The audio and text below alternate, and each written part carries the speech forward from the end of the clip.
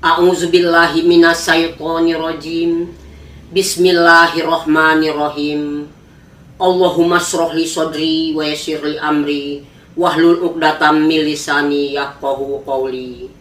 Alhamdulillahirabbil alamin wassalatu wassalamu ala asrofil anbiya'i wal mursalin wa ala alihi wa ashabihi ajmain. Alhamdulillahillazi hadana li hadza wa ma kunna linahtadiya laula an hadanallah. Asyhadu an la ilaha illallah wa asyhadu anna Muhammadan abduhu wa rasuluh. Mala nabiyya ba'da amma ba'du. Assalamualaikum warahmatullahi wabarakatuh. Wanita dalam sekedup. Sekedup adalah alat transportasi, suatu kendaraan yang dibawa oleh unta dan di atasnya itu diberi tempat duduk seperti tempat-tempat beca. Itu adalah namanya sekedup. Di situ duduk seorang wanita. Mengapa saya ceritakan tentang sekedup ini? Sahabat Rasulullah yang bernama Amru bin As. Amru bin As bersama Khalid bin Walid masuk Islam setelah perang Candak. Perang Candak atau perang Al-Ahzab, persekutuan golongan-golongan di mana di dalam perang-perang yang besar itu, perang Badar, perang Uhud, perang Candak, berakhirnya perang antara kaum muslimin dengan kaum musyrikin, kaum kafir Quraisy adalah karena masuk Islamnya dua panglima besar ini, yaitu Amru bin As dan Khalid bin Walid. Pada suatu hari Amru bin As ini bersama para jamaahnya itu berangkatlah menunaikan rukun Islam yang kelima, yaitu naik haji. Dalam pelaksanaan naik haji tersebut, haji dan umroh, sesampainya di Az-Zahran, Amru bin As berkata kepada sahabat-sahabatnya, kepada kawan-kawannya, dari situ dia melihat seorang wanita berada duduk di dalam sekedup. Ada seorang wanita duduk di dalam sekedup. Nah, kemudian Amru bin As berkata kepada teman-temannya, pada zaman dahulu kala, di zaman Rasulullah katanya, saya dengan Rasulullah pernah berhenti juga di sini ketika mau menunaikan ibadah haji dan umroh. Nah, di sini, di tempat inilah, di Az-Zahra inilah yang kalian saksikan semua, ada seorang wanita duduk di atas sekedup. Di situ kami melihat banyak sekawanan burung gagak. Jadi di situ ada sekawanan burung gagak, bukan main banyaknya.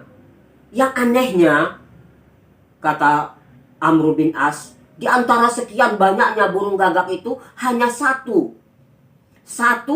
burung yang sangat cantik, sangat indah. Kedua sayapnya berwarna putih, paruhnya dan kedua kakinya berwarna merah. Rasulullah Shallallahu Alaihi Wasallam menjelaskan kepada saya dan kepada kami semua, mengatakan bahwasannya itu adalah tamsil, ibarat perumpamaan. Dari sebanyak itu wanita, hanya satu orang yang masuk surga. Hanya satu itu diibaratkan dengan burung tadi, sayapnya putih, paruh dengan kedua kakinya berwarna merah. Rasulullah memang mengatakan bahwasanya ketika ia melihat di surga itu paling sedikit wanitanya. Yang paling banyak wanita itu ada di dalam neraka. Kemudian pada peristiwa Isra dan Mi'raj, Nabi Muhammad SAW, di situ Nabi Muhammad SAW melihat, diajak oleh Jibril itu melihat sekelompok kaum yang sedang memukul-mukul kepalanya itu dengan batu yang sangat besar sekali. Begitu diperang, hancur kepalanya itu, retak kepalanya itu, tulang-tulangnya hancur semua. Seketika itu juga para hadirin sekalian, utuh lagi, dipukul lagi, utuh lagi. Rasulullah bertanya, apa itu ibarat perumpamaan? Jibril menerangkan, itu adalah kaummu yang tidak mau sholat, yang berat kepalanya ini untuk melaksanakan sholat, maka ia memukul kepalanya itu sendiri sampai hancur, tidak ada jeda. Begitu hancur, tumbuh lagi, hancur, utuh lagi. Setelah itu Rasulullah dibawa oleh Jibril berjalan lagi. Di situ Rasulullah melihat manusia-manusia yang, maaf saya bicara, setengah telanjang. Maaf saya bicara, memang di dalam riwayatnya demikian, setengah telanjang, dia bugil. Nah, berjalannya bagaimana para hadirin sekalian? Dia berjalan seperti hewan-hewan ternak, binatang-binatang peliharaan. yang digembalakan oleh seorang penggembala. Jadi sapi, unta, kerbau, kambing, seperti itu dia berjalannya. Dia bugil, hanya sedikit pakaian yang dipakai oleh dia. Dia berusaha memanjat pohon-pohon yang berduri, yang buahnya yang dikenal dengan buah zakum. Pohon berduri itu dia berusaha memanjat pohon itu dan mengambil buah zakum. Buah zakum yang pahit itu, pohonnya berduri, dan sebagian daripada mereka menaiki batu-batu yang dari neraka, yang panasnya luar biasa. Bertanyalah Rasulullah dan dijelaskan oleh Jibril, itulah kaum kamu yang tidak mau membayar zakat.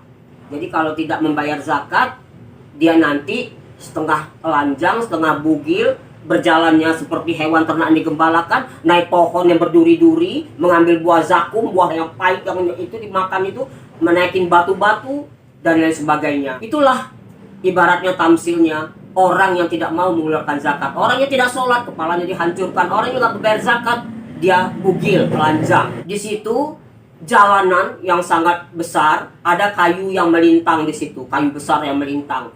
Setiap orang yang lewat di kayu itu selalu bajunya terkait dan robek. Setiap orangnya begitu semua. Nah, di sini Jibril menjelaskan, ini adalah tamsil ibaratnya orang yang sering duduk-duduk di pinggir jalan. Ia duduk di pinggir jalan, kemudian dia mengompas orang-orang yang lewat. Maksudnya itu orang-orang mengompas orang-orang yang lewat itu tuh bumi nggak rata, jalannya pincang. Dia itu pas lewat lagi orang, itu orangnya jalannya O ya kakinya, itu X ya, itu bajunya enggak banget ya, selendang hijau, baju merah, roknya kuning, itu orang pantatnya tepos ya, itu bahenol. Nanti dia mengompas orang-orang yang lewat. Nanti dia di alam barzah, di alam bako itu setelah dunia kiamat itu dia lewat di suatu tempat yang ada kayu, situlah dia robek-robek bajunya itu orang yang suka duduk-duduk di pinggir jalan dan suka mengompas, menceritakan orang-orang yang lalu itu. Pada peristiwa itu juga banyak sekali Rasulullah tuh melihat ada orang yang memikul kayu bakar, udah begitu berat kayu bakar itu. Angkat sama dia, masih tambah lagi, udah berat tambah lagi terus itu. Nah, di sini Rasulullah nggak bertanya, jadi Jibril juga nggak menerangkan apa ini tamsil daripada orang yang membawa beban sudah berat tambah lagi, sudah bertambah lagi. Namun setelah itu di samping itu ada orang kaum yang menggunting, memotong mulutnya. Mulutnya dipotong dengan besi yang sangat panas, tumbuh lagi. Jibril menerangkan itu adalah para khotib yang membuat fitnah. Jadi khotib yang memberikan ceramah itu, kalau di hari raya Idul Fitri, hari raya Idul Adha, itu dia sesudah sholat Id. Tapi kalau sembahyang Jumat itu sebelum sholat Jumat. Khotib itu dia menyebar fitnah. Jadi membuat fitnah, itulah hukumannya. Mulutnya, bukannya gigi, bukan lidah ya. Nah, kemudian sampingnya itu lidah. Kalau lidah yang dipotong-potong itu orang yang suka mengeluarkan kata-kata yang kotor, kata-kata yang jorok, kata-kata yang tidak baik. Nah, itu dia memotong-motong lidahnya. Itu ibarat tamsilnya yang dilihat oleh Rasulullah ketika mereka itu semua Rasulullah Isra Mi'raj. Di sini saya akan menceritakan tentang pertolongan. Ini saya masuk kepada pertolongan. Kita menolong manusia itu pahalanya luar biasa. Jangankan menolong manusia, menolong binatang pun sudah sering saya ceritakan di dalam konten-konten saya 128 konten itu. Ini tentang menolong binatang saja Allah memberi pahala. Seperti kisah seorang wanita tunasusila WTS yang pada zaman Rasulullah itu dia ingin melaksanakan pekerjaannya. Di tengah jalan dia melihat seekor anjing yang menjulurkan lidahnya karena hausnya, badannya udah gak bisa lagi bergerak, udah sering saya ceritakan. Ditolong oleh perempuan itu, padahal wanita ini ingin menjajakan dirinya, cari uang untuk hidup keluarganya dengan cara menjual diri, pekerjaan yang haram. Tapi dia melihat seekor anjing yang menjulurkan lidahnya itu tak berdaya lagi, ada situ ada sumur, nggak tega dia, nggak sampai hati dia. Maka dibuka sama dia tali pinggangnya itu, sepatunya dibuka, diikat, dia ambil air itu. Begitu banyaknya air beberapa kali sampai anjing itu kenyang, nggak kehausan lagi, barulah dia pergi. Nah, setelah itu ada yang menceritakan bahwasannya wanita itu semua dosanya diampuni oleh Allah Subhanahu Wa Taala. Ya jangan pula semua WTS berbaris cari anjing yang kelaparan, yang kehausan, kemudian ditolong Jangan pula, itu kan istilahnya betapa besar perjuangan dia, pengorbanan dia, mau cari uang nggak dapet. Begitu dalamnya sumur, angkinnya itu, tali pinggangnya dibuka, sepatu dibuka untuk ngambil air itu. Dan kemudian Umar bin Khattab juga, di lorong Mekah itu, ada seekor burung gereja dipermainkan oleh anak-anak tarik santarik sini. Dibeli oleh Umar bin Khattab. Kemudian di tempat yang lapang, di lapangan dilepaskan burung itu. Ketika Umar bin Khattab berpulang ke rahmatullah, sahabat bermimpi. Mimpinya dia ditolong oleh burung itu, jadi dia nggak disiksa.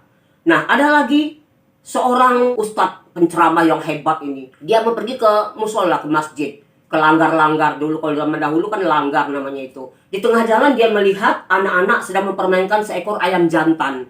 Tarik sana, tarik sini, kemudian di dorong sana dorong sini, ayam jantan, ayam betina, menyiksa binatang-binatang ayam.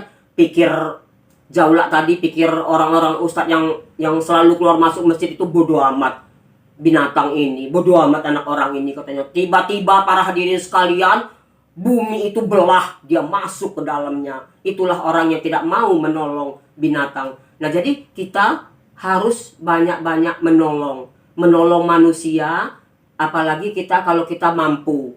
Karena dalam suatu riwayat, si fulan di dalam kubur, begitu 7 langkah yang menguburkannya itu pergi, berulang kali cerita ini mungkin diceritakan oleh ustadz-ustadz yang lain ya. Yang jadi kisah ini juga udah banyak yang mendengarnya.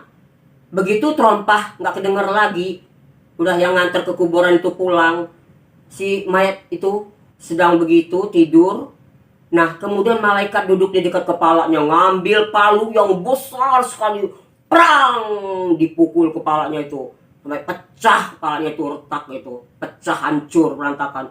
Kemudian utuh kembali. Setelah utuh, menjeritlah si mayat tadi dengan sekuat-kuatnya. Kemudian begitu dia menjerit sekuat-kuatnya itu, berkatalah dia setelah dia utuh kepalanya itu, "Wahai malaikat, mengapa kau siksa aku seperti ini? Bukankah aku di dunia sering ngaji, sholat, puasa dan sebagainya, semua aku laksanakan?" Betul. Tapi ingatkah kamu pada suatu waktu ada orang memanggil-manggil kamu, minta tolong kepada kamu, kamu tidak mau menolongnya.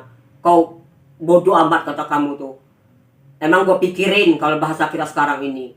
Ingatkah kamu pernah orang tuh melambai-lambaikan tangannya minta tolong, tapi kamu tidak menolong dia. Kemudian kamu pernah suatu saat kamu sholat, kamu bersucinya nggak bersih, habis pipis kamu tuh basing-basing aja. Nah, itulah. Jadi api neraka membakar dia di dalam kubur itu, dia disiksa, bukan main sakitnya itu. Oleh karena itu, kita harus menolong orang kalau kita mampu. Karena nanti setelah hari kiamat, Allah Subhanahu wa Ta'ala akan membangkitkan 4 golongan itu ke atas mimbar dalam bentuk cahaya, yaitu orang-orang yang suka memberi makan orang yang kelaparan. Kelaparan ya, orang yang kelaparan diberi makan dengan ikhlas, rela, ridho, tanpa diungkit-ungkit. Kalau gua kasih makan, orang itu mati kelaparan, gak boleh diungkit-ungkit begitu. Nah, itu satu, dia dibangkitkan oleh Allah di golongan itu ke atas mimbar, itu dalam bentuk cahaya. Kemudian orang yang suka menolong orang yang lemah, kemudian juga menolong orang yang kesulitan.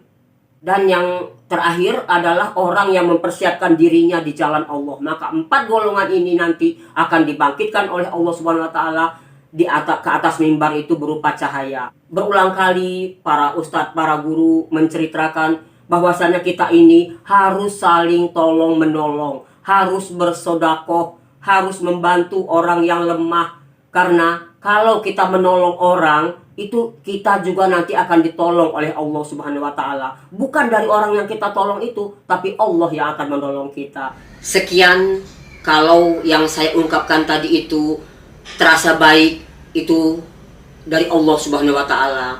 Tapi kalau itu terasa buruk, itu dari diri saya sendiri. Saya akhiri, wabillahi taufiq wal hidayah. Nasrun minallahi wa fathun qarib. Wassalamualaikum warahmatullahi wabarakatuh.